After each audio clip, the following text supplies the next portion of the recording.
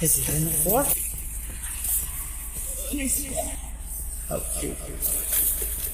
You said you see blood? Go run back. Get EMS out here. Oh boy. There's a lot of blood. I'm wondering if I'd be able to request a wellness check on someone. Okay, what's going on? Good. 2015-4. Oh boy. There's a lot of blood. Hudson, Ohio. A town where crime is more the stuff of novels than of news. Tree-lined streets, wraparound porches, friendly neighbors. This was not the place where you'd expect something truly horrifying to unfold. But inside one suburban home on a calm April morning in 2023, something was terribly wrong. Party looks to be... I might have fell. Oh, When police arrived for a wellness check, they expected silence. What they found instead was a scene of quiet carnage, a man lying in a pool of blood, lifeless, alone, and dressed in nothing but a robe. Bullet casings were scattered across the floor. But there was no weapon. This wasn't just another domestic tragedy. It was the beginning of a disturbing case that would peel back the illusion of safety in one of Ohio's most peaceful communities. And as we'll discover, it all began when a 5-year-old girl waited at school for a father who would never come. Dr. Todd Morgan was a man people respected. A finance professor at Cleveland State University, known for his sharp mind, well-ironed shirts, and thoughtful lectures. His students described him as professional but kind. His neighbors called him quiet but polite. He was also a father. Every Monday, Wednesday, and Friday, without fail, Todd picked up his 5-year-old daughter from school. Rain or shine, her little backpack zipped tight, she'd run into his arms at pickup, until the day she didn't. say it's pretty bad in there. Yeah, there's shell casings in the house all over. Okay. No weapon.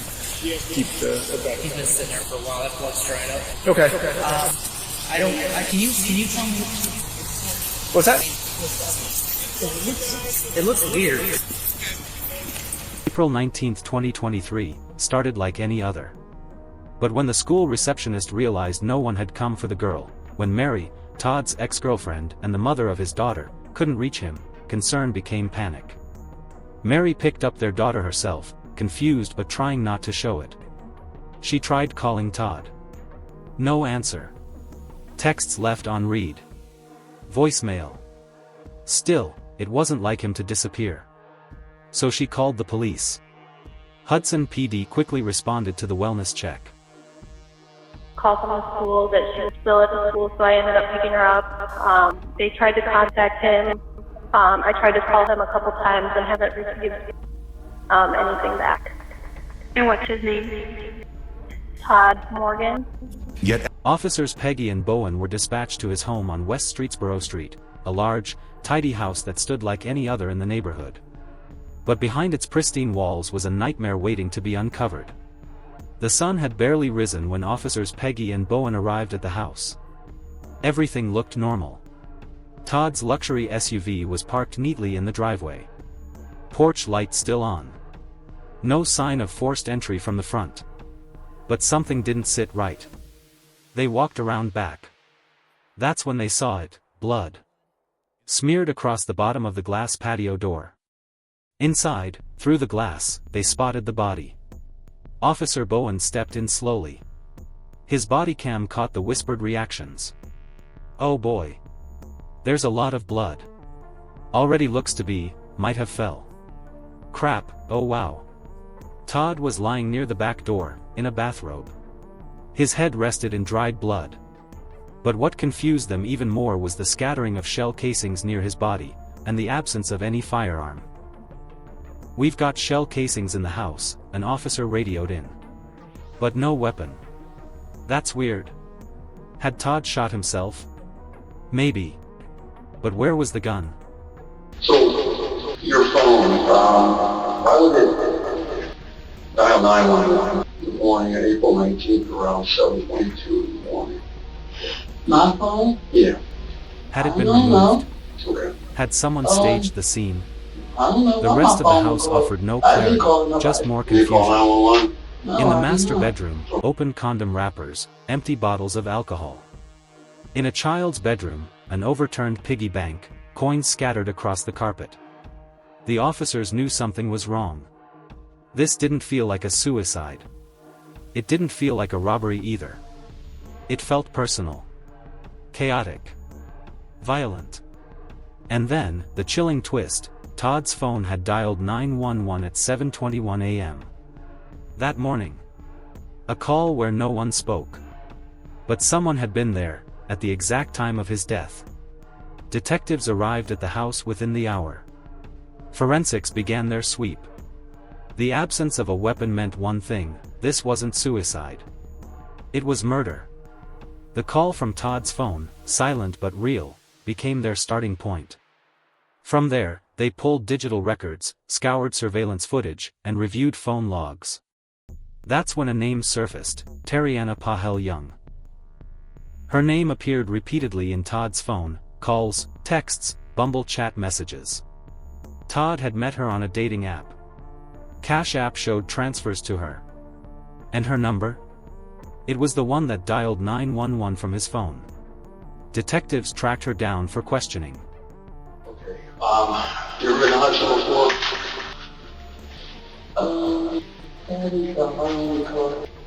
Okay. What about around there?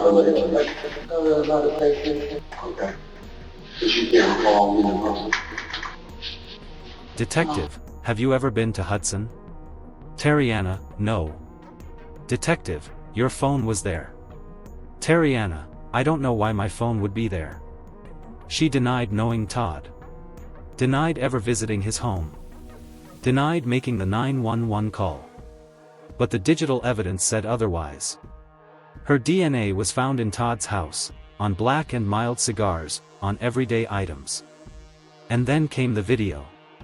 Surveillance footage from a neighboring house showed a vehicle that matched hers near Todd's house the morning of the murder. Even more suspicious, she changed her phone number just days after Todd died. Still, she insisted, she wasn't there. She didn't know him. She didn't do anything. But the data told a different story. So what happened that morning? Investigators believe Todd invited Tariana to his home. It wasn't the first time, they had met before. Maybe he expected company. Maybe she expected payment. Something went wrong. Maybe he didn't want to give her money. Maybe she got angry. Maybe it was planned all along. What is known is this: sometime before 7:21 a.m., Todd was shot in the head. The 911 call from his phone, possibly dialed in a panic, or by accident, lasted just a few seconds. No one spoke. Investigators believe Tariana may have shot him, then tried to clean up or stage the scene. She possibly overturned the child's piggy bank to make it look like a robbery. Then she vanished, taking the murder weapon with her. It has still never been found. No fingerprints on a gun. No confession. Just digital traces. A trail of messages. Her DNA on objects in the house. Her car near the scene. The silent 911 call. The missing weapon. The lie she told. A picture was forming. And as detectives reconstructed the timeline, it became clear. Todd didn't die by accident. You heard the two shots. I'm assuming. I don't know. And then I thought someone was banging on something. And then a little pause, and then four more. He didn't die by suicide. He was murdered in his own home by someone he let in. Police arrested Tariana Pahel Young. She was charged with aggravated murder, tampering with evidence, and more. Her trial has yet to begin. Her defense? She maintains she never met Todd Morgan. Never visited Hudson. Never called 911. But prosecutors feel confident. They have DNA. They have surveillance footage. They have motive, timeline, and lies. The community of Hudson was shaken. A man who had once been seen as a model father and professor was now the center of a murder case. Parents whispered at pickup. Neighbors watched their cameras. Strangers asked, how could this happen here? At Cleveland State, Todd's death hit hard. Faculty and students mourned. A scholarship fund was created in his name. But no one mourned harder than his daughter. The little girl, still too young to fully understand what had happened. Still asking when Daddy was coming back. A lot of information. We have DNA evidence, we have video, we have phone call, we have mumbled chat messages. Okay, we have shell casings, we have shoe prints. We've got a lot of stuff That morning, as the last children were picked up from school, a teacher stood with a small girl still waiting by the door. She clutched her backpack, watched the road, looked for her father's car. To explain to her that her daddy wouldn't be coming back because someone had hurt him. I watched her curl up in my arms, hiding her face as She waited, and waited, until the last teacher turned off the lights. Todd Morgan was more than a victim. He was a father. A professor. A man who tried to find connection in a disconnected world. And Terriana Young? If guilty, she's not just a killer. She's the shadow of something much darker, the risk that hides in the most innocent-seeming places. A dating app. A casual message. A moment of trust. This case isn't just about murder. It's about vulnerability. Digital footprints. Trust shattered by strangers. In a town like Hudson, crime wasn't supposed to happen. But on April 19, 2023, it did. And nothing will ever be the same. Thanks for watching. Like and subscribe. That was all. No explanation, no motive, no answers. The judge delivered the sentence with a steady voice, reiterating the plea agreement. 20 years to life for aggravated murder. 3 additional years for the use of a firearm. Served consecutively. Parole eligibility after 23 years. There is no guarantee of release, he clarified. Only the possibility, should the parole board deem it just. And not provide any unnecessary burden on state or local resources. A period of incarceration is certainly necessary due to the nature of the offense and the loss suffered by all of the victims in this matter. I'm sentencing you to a period of 20 years to life on count 1, aggravated murder and unclassified felony. In addition, that sentence will run consecutive to the 3-year firearm specification, which is attached to that count 1. That firearm specification 3-year sentence must be served first, it must be consecutive, and it is in fact mandatory. This will make you eligible for parole, which there's no guarantee of that, at the earliest at 23 years. But you could serve up to life in prison for this matter. Do you understand all of that, Ms. Paschal?